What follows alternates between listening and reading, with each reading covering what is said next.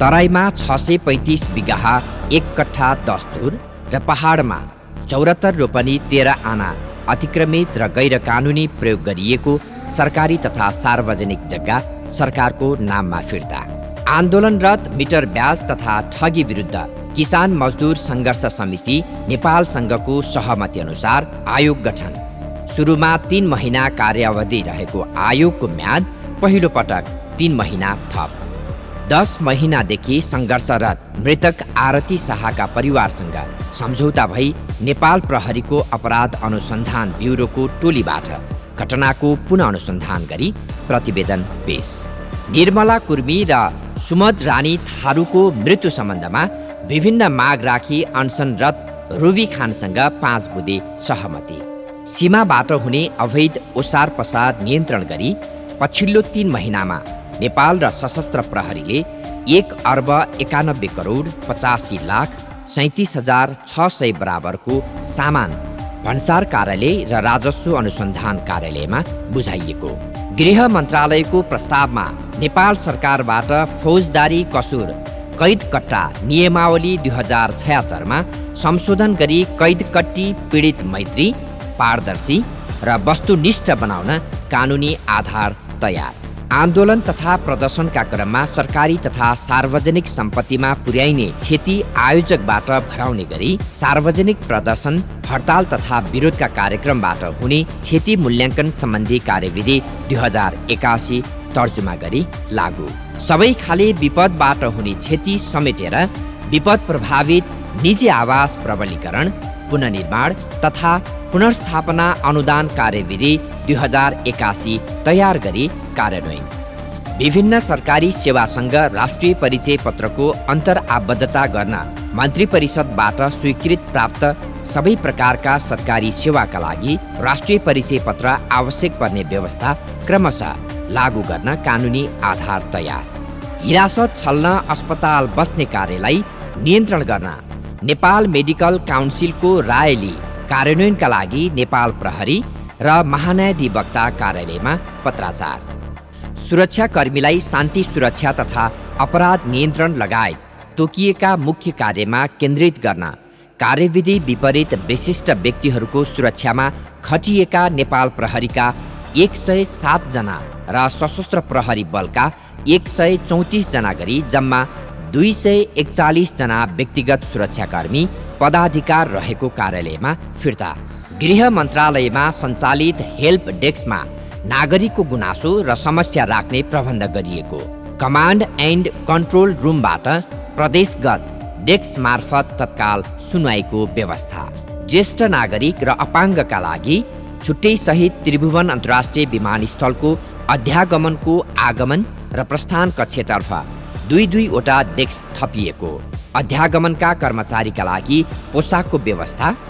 सिंहदरबारको प्रवेश व्यवस्थापनलाई थप सहज र प्रविधि मैत्री बनाउन QR कोड सहितको गेट पास प्रणाली सञ्चालन। सेवाग्राहीका समस्या तथा गुनासो मन्त्री समक्ष प्राप्त हुने गरी गृह मन्त्रीलाई भन्नुहोस् प्रणाली सुरु गरिएको।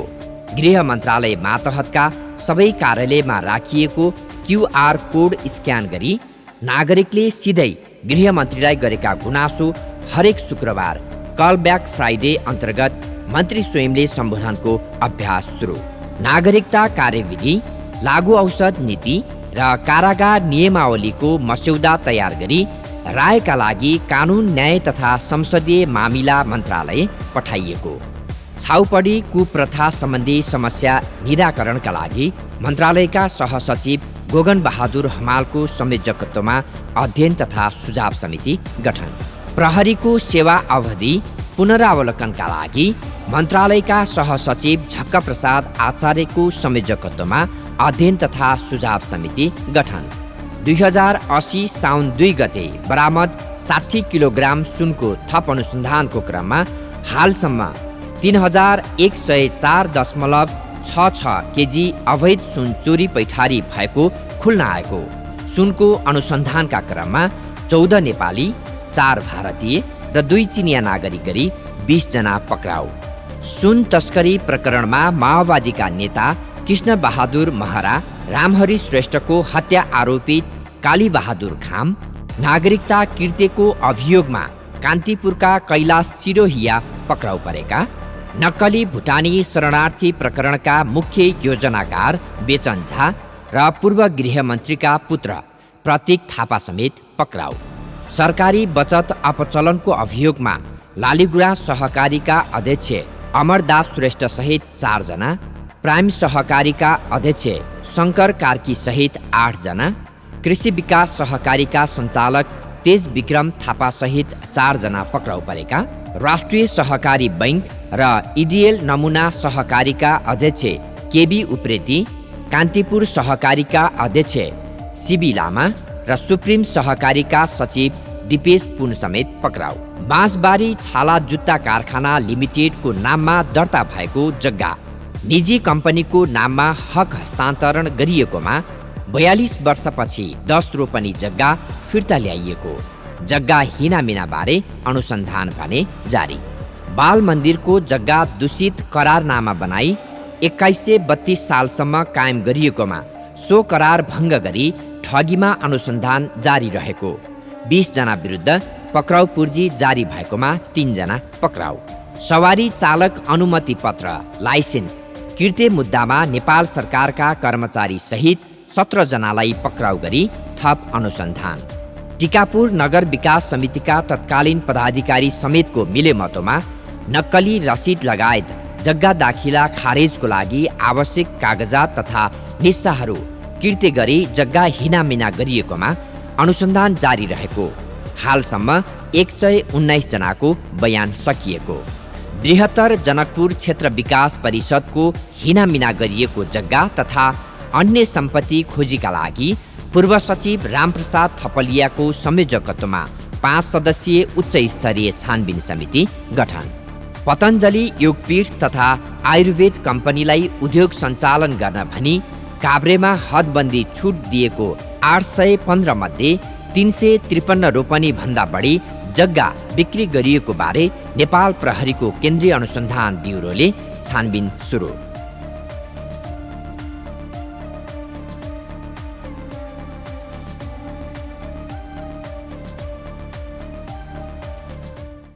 तराईमा 635 बिघा 1 कट्ठा 10 धुर र पहाडमा 74 रोपनी 13 आना अतिक्रमित र गैर कानुनी प्रयोग गरिएको सरकारी तथा सार्वजनिक जग्गा सरकारको नाममा फिर्ता।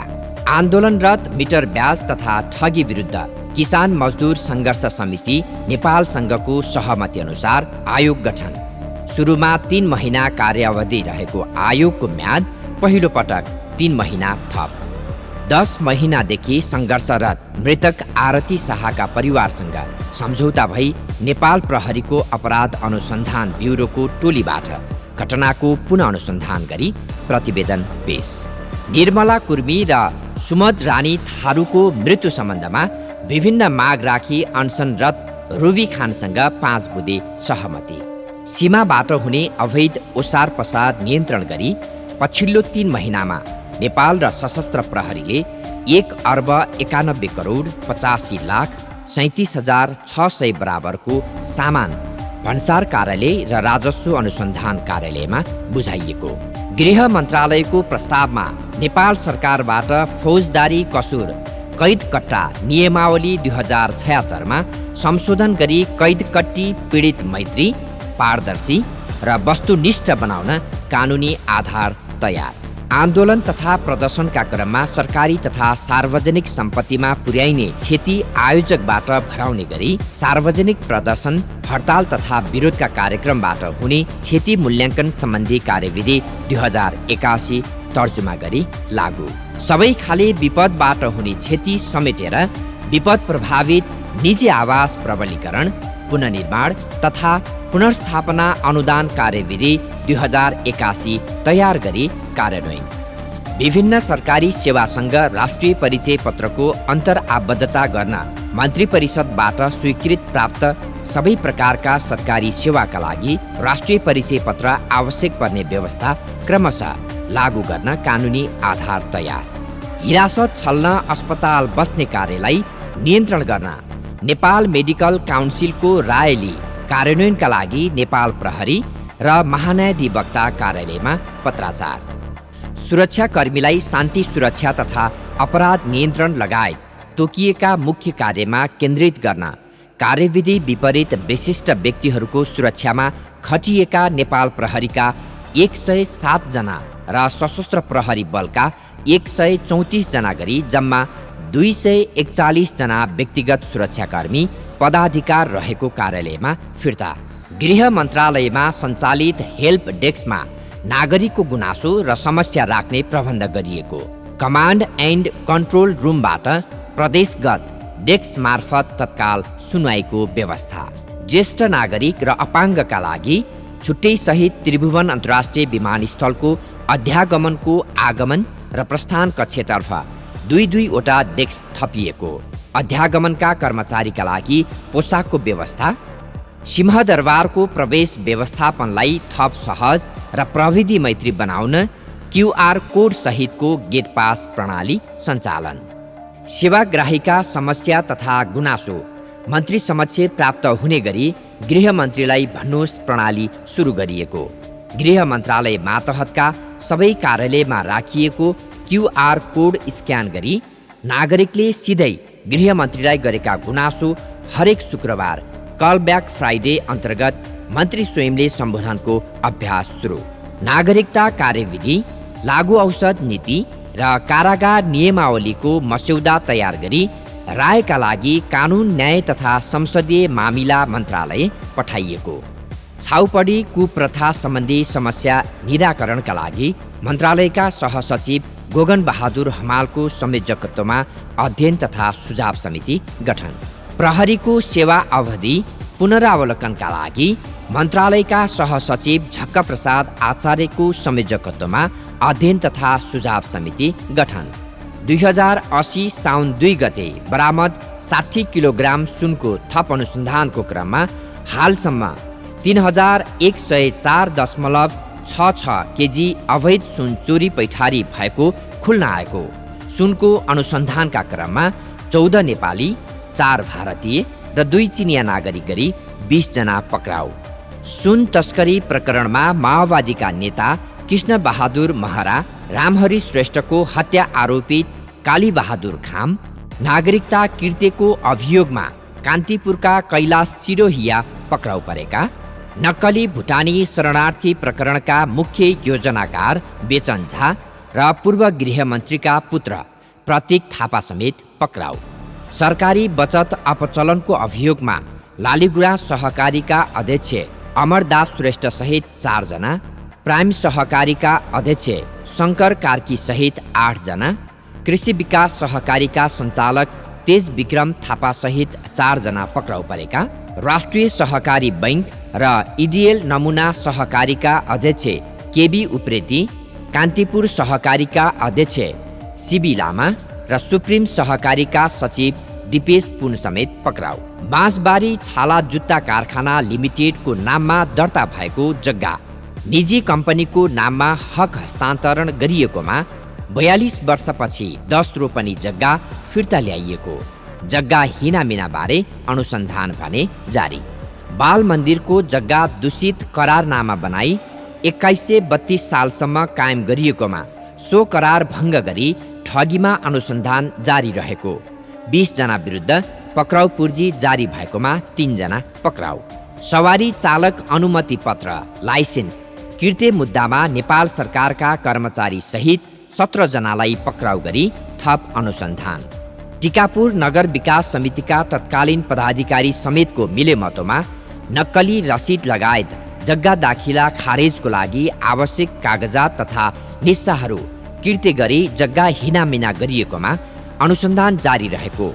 हालसम्म 119 जनाको बयान सकिएको। बृहत्तर जनकपुर क्षेत्र विकास परिषदको हिनामिना गरिएको जग्गा तथा अन्य सम्पत्ति खोजीका लागि पूर्व सचिव रामप्रसाद थपलियाको संयोजकत्वमा 5 सदस्यीय उच्च स्तरीय छानबिन समिति गठन।